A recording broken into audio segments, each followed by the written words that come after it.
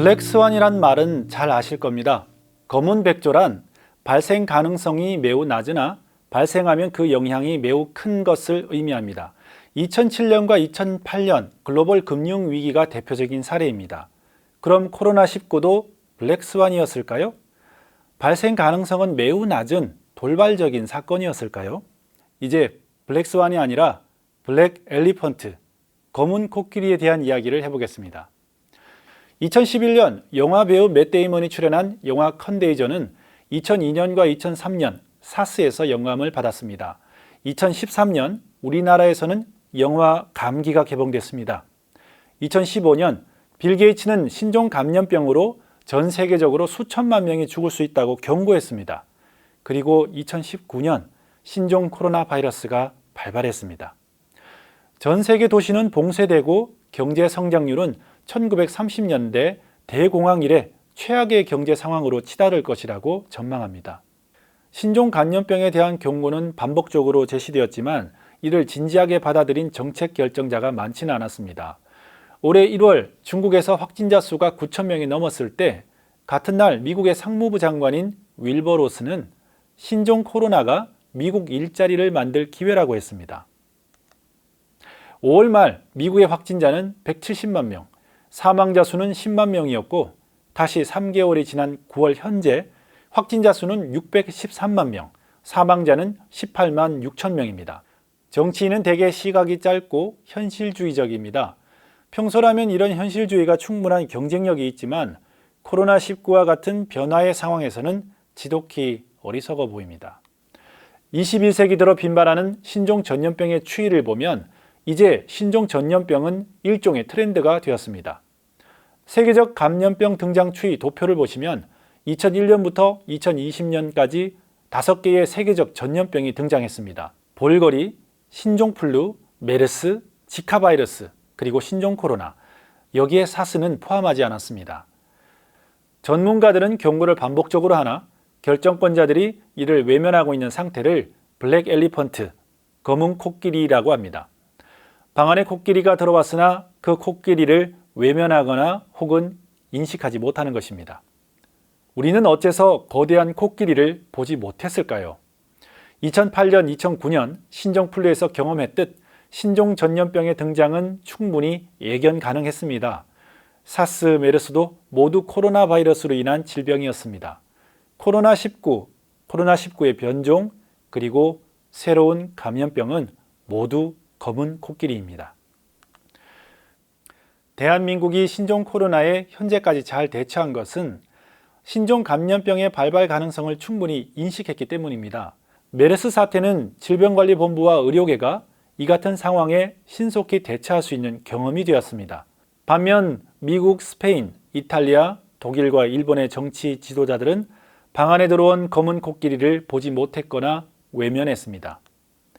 기후온난화, 인구 증가와 농지 확대, 도시화, 세계화와 같이 10년 이상 지속되는 추세, 거대한 변화를 메가 트렌드라고 합니다.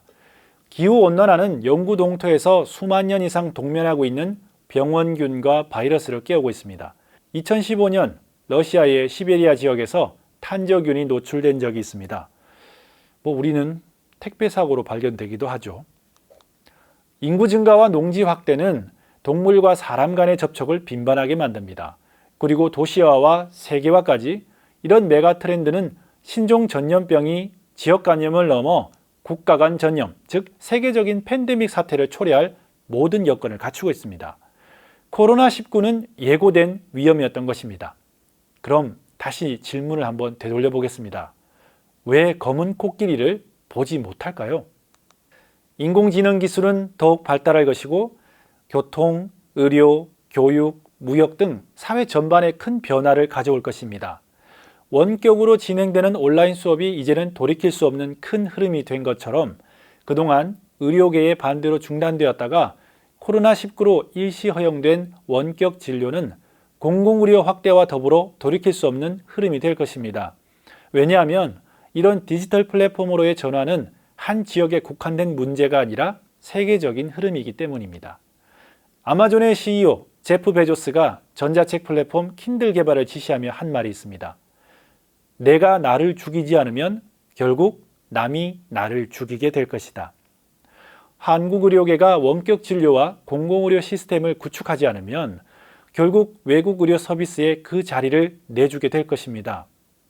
그리고 코로나19 이후 새로운 전염병에 제대로 대처하지 못할 수도 있습니다. 가깝지만 보지 못하고 있는 현실입니다.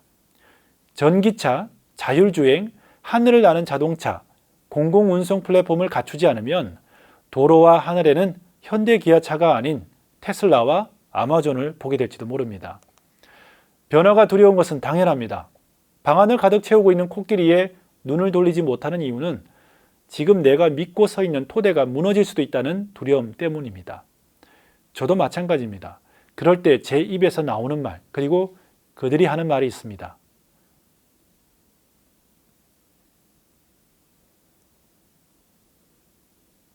OTT 서비스의 선두 넷플릭스에서 제작한 지정 생존자에는 이런 장면이 나옵니다.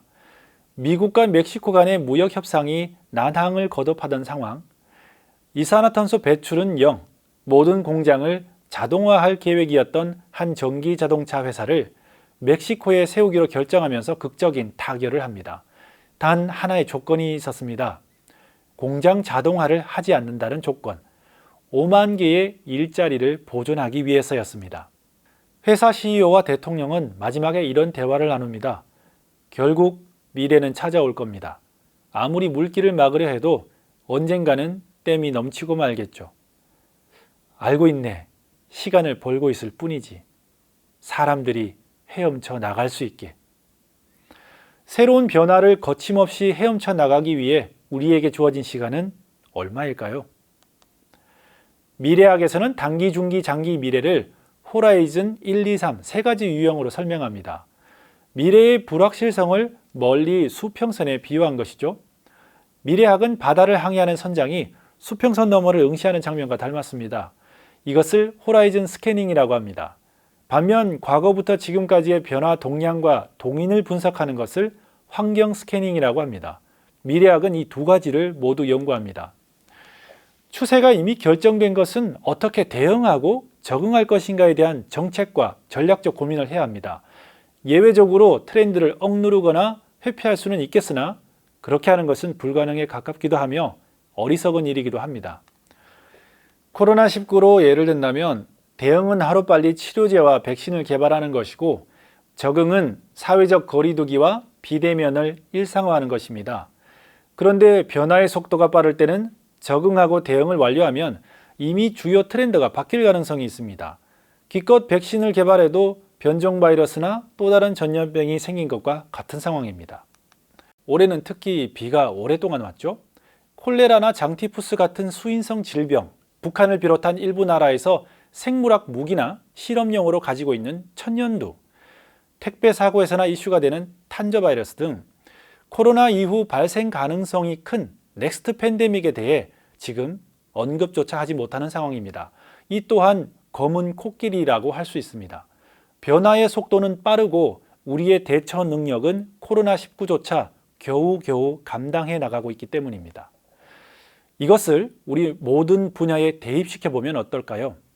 의료, 교육, 물류, 산업 전반, 그리고 새로운 시대를 맞이하고 있는 나의 의식, 인식까지요. 코로나19는 글로벌 밸류체인에 큰 변화를 가져왔고 해외로 나가 있던 공장을 다시 국내로 들어오도록 하고 있습니다. 언택트와 온택트, 즉 디지털 트랜스포메이션의 가속화를 가져왔습니다. 반면 먼지로 가득 찼던 하늘은 맑아지고 쓰레기로 가득 찼던 해변은 깨끗해졌습니다. 코로나의 역설이라고 합니다. 과학자들은 메가트렌드의 근간을 기후변화에서 찾으려고 합니다. 코로나19는 세계관의 변화를 가져왔다고 합니다. 자연과 생태계에 대한 우리 인식의 변화입니다. 어머니 지구에 살아가는 모든 생명체는 서로 연결된 하나의 생태계라는 인식, 그리고 기후변화에 대한 위기와 관심도 커져가고 있습니다. 제가 무척 존경하고 좋아하는 김미경 선생님도 요즘 기후변화에 대한 주제를 다루고 계시더군요. 코로나19 이후 경제 문제에서 기후 문제까지 보다 근본적인 문제를 접근하고 계신 듯합니다. 동양에서는 이 변화를 자연의 순환 이치에서 설명합니다. 변화의 마디를 개벽이라고 합니다. 개벽이란 말과 비슷한 말엔 뭐가 있을까요? 매일 새롭게 열리는 아침을 새벽, 꽃이 피는 걸 개화, 나라를 새롭게 여는 것을 개천. 즉 개벽이란 봄에서 여름으로, 여름에서 가을로 바뀌는 변화의 마디를 의미합니다. 지금 인류가 겪고 있는 메가 트렌드, 기후변화는 자연의 거대한 순환 법칙에서 일어나는 현상이라는 것입니다. 그동안 한국의 개벽 문화에 큰 관심이 없었던 분들은 다음과 같은 기후변화에 대한 연구가 이해에 도움이 될 것 같습니다. 이것은 밀라코비치 주기고요. 또 이것은 빙하 속의 CEO의 농도에 관한 연구입니다. 종합하면 지난 100만 년 동안 7차례의 빙하기가 주기적으로 왔다는 것입니다. 약 12만 년에서 13만 년을 주기로 지구는 더워졌다가 차가워지는 마치 봄, 여름, 가을, 겨울 4계처럼 주기를 반복했다는 것이죠. 이처럼 동과 서는 방법의 차이가 있을지언정 자연의 변화를 깨닫고 진리를 추구해온 욕구는 같았다고 할 수 있습니다. 저는 동서의 과학과 철학이 상호 보완적인 면이 있다는 생각을 평소 해오고 있습니다. 물론 기후변화와 개벽은 근본적인 차이점이 있습니다. 기후변화는 인간의 문명 이기가 빚어낸 종말적 사건으로 기술변화와 국가를 넘어선 초협력으로 극복해야 될 과제지만 개벽은 대자연의 법칙에서 필연적으로 맞게 되는 주기적 사건으로 종말이 아닌 새로운 시작이라는 의미입니다. 그럼에도 한 가지 공통점은 코로나의 역설처럼 대자연 속에 인간은 어떤 존재이며 어떻게 살아야 할 것인가에 대한 근본적인 질문에 대한 답을 찾아야 하는 시기라는 점입니다. 변화 앞에서 사람들은 크게 세 가지 자리에 서 있습니다. 첫째는 변화를 외면하거나, 둘째는 변화를 뒤쫓거나, 셋째는 변화를 주도하는 자리입니다. 이와는 달리 또 하나의 자리를 찾으려는 사람들이 있습니다. 변화의 근본 원인이 무엇인지 깨닫고 흔들리지 않는 구심점에 서서 다음을 준비하는 사람들입니다. 여러분은 지금 어디에 서 계시고 또 어디에 서 있기를 바라시나요? 오늘 영상을 위해 참고한 책은 윤기영, 이명호님의 뉴노멀이었습니다. 코로나19 이후 디지털 트랜스포메이션의 시대에 사회 각 분야의 새로운 기준, 변화의 흐름을 읽고자 하는 분들께 이 책을 권해드립니다. 오늘 공공의료 문제는 깊이 다루지 않았습니다만 이 책의 첫 번째 장에서 디지털 뉴딜 정책 그리고 원격 진료와 공공의료 시스템에 대한 이야기를 다루고 있습니다. 의료는 사람의 생명을 다루는 주제입니다. 하루빨리 정부와 의료계가 서로 상생할 수 있는 해안을 얻었으면 합니다. 부족한 내용은 여러분께서 댓글로 채워주시기를 부탁드리겠습니다. 언택트 시대 서로 마주보진 못해도 구독과 좋아요, 따뜻함은 여기까지 전해집니다. 코로나19 조심하세요.